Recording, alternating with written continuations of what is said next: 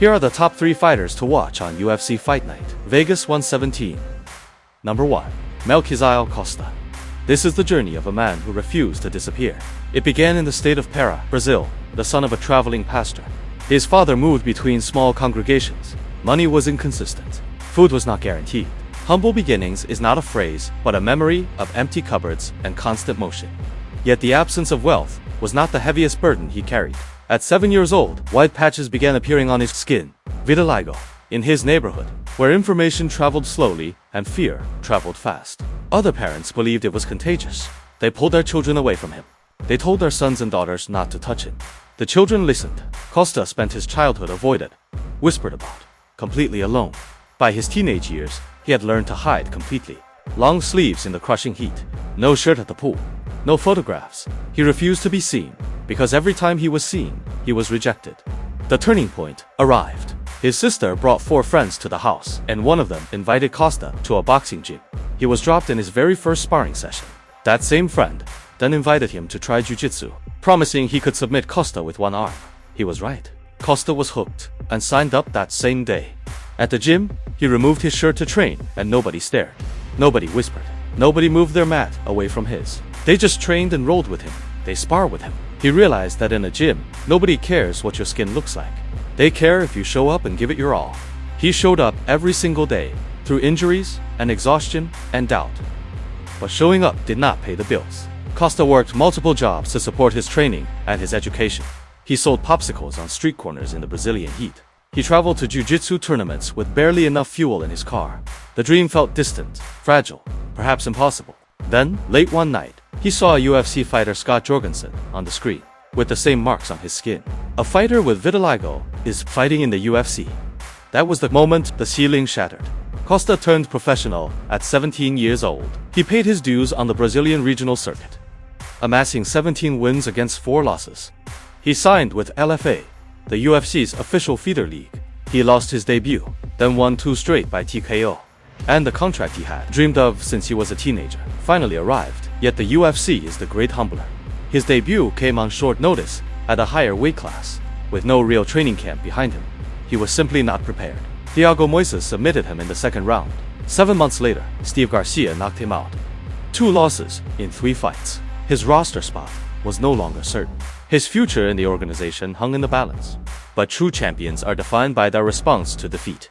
Costa did not waver. He went back to the gym, and he went to work. Since those 2 losses, he has won 5 consecutive fights inside the octagon. He submitted Andre Fili, a 13-year UFC veteran. He outworked Julian Erosa, a proven, talented fighter. And this past December, he met Morgan Charrier, a surging contender on a 7-fight finish streak, and stopped him with a head kick.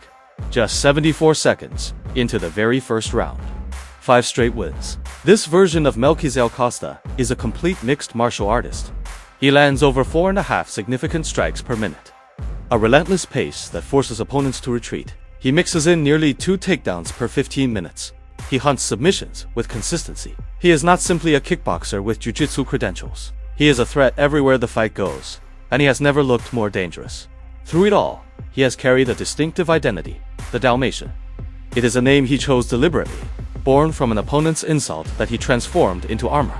He paints his face before every walk to the cage, not as a gimmick, but as a message.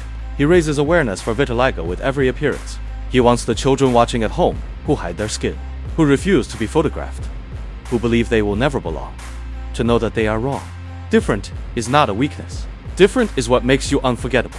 In his last fight, Costa knocked out Dan Ige with a spinning back kick in the first round. He is now on a 6-fight win streak and takes on the number 7 ranked Arnold Allen to look to break into the top 10. Number 2. Malcolm Wellmaker. Growing up in the small town of Augusta, Georgia, Malcolm was a normal kid searching for his place. He found early rhythms as a drummer in his middle school band and tried his hand at rapping with friends, but nothing truly stuck. Although smart and skilled in math, college life led him astray. Parties and drinking took precedence over grades, ultimately leading him to drop out. By 21, he was working as a pipe fitter, a physically demanding job that paid the bills but also saw him getting out of shape. It was a suggestion from his colleagues that changed everything. Take up MMA to get fit and learn self-defense. At 23, an age many consider late for a fighter, Malcolm Wellmaker officially began his combat sports journey. He was a natural, training at Faglier's MMA gym after long days on the construction site. His coaches molded his raw talent. He completely transformed his lifestyle, leaving behind the partying and drinking while building a 7-0 professional record on the regional circuit. He was still working his demanding day job, a testament to a work ethic that few can match. His hard work paid off with a shot on Dana White's Contender Series, where a swift, powerful right hook knocked out his opponent and earned him a UFC contract. He announced his arrival in the UFC in spectacular fashion, knocking out Cameron Simon in the first round last April. Just 2 months later, he did it again, flattening Chris Moutinho in the first round. He's quit his job as a pipe fitter to focus 100% on fighting, supported by his wife, who is also an athlete and fighter, and their new baby. Malcolm suffered his first pro loss this past November to Ethan Ewing. Although that loss has aged well, Malcolm needs to prove himself this time to get back in the win column. He takes on fellow Contender Series alumni Juan Diaz. Number 3. Do-ho Choi. From the industrial city of Gumi in southeastern South Korea, a boy named Do-ho Choi first fell in love with combat sports by watching Pride Fighting Championships. But his path was not paved from a young age with professional coaching. It wasn't until he was 17 that a Brazilian jiu-jitsu academy opened in his neighborhood, finally giving him a place to begin the structured martial arts journey that would define his life. After turning professional in 2009 and fighting his way through the Japanese deep promotion, he earned a shot at the biggest stage in the sport, UFC. He was only 23 years old, with a baby face that completely contradicted the violence of his fighting style. Between 2014 and 2016, he lived up to the moniker, the Korean Superboy, tearing through the featherweight division with 3 consecutive first-round finishes. It looked like a new star was being born. Then came December of 2016. His fight with Cub Swanson was a brutal, back-and-forth battle that would eventually be enshrined in the UFC Hall of Fame. It was legendary, but in many ways, it took everything out of the young fighter. He suffered his first loss, followed by 2 more defeats. In his final loss, he was compromised from the start.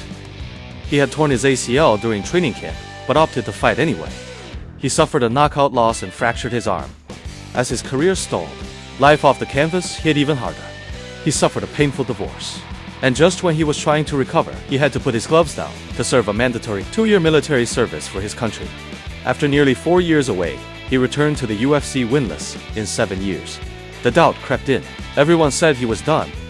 But in 2024, after a devastating draw, he finally broke through with a much-needed win.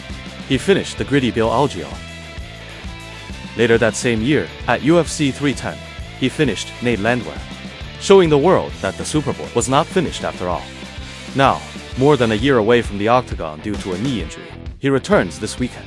But standing in his way is the dangerous Daniel Santos, a razor-sharp striker from the legendary Shuto Box camp, who is on a 4-fight win streak and has already defeated 2 of Choi's countrymen. For the Korean Superboy, now a 35-year-old veteran, this is not just another fight. This is the next chapter in a story of resilience that refuses to be written off. Thank you for watching. Please like and subscribe to the channel. Until next time.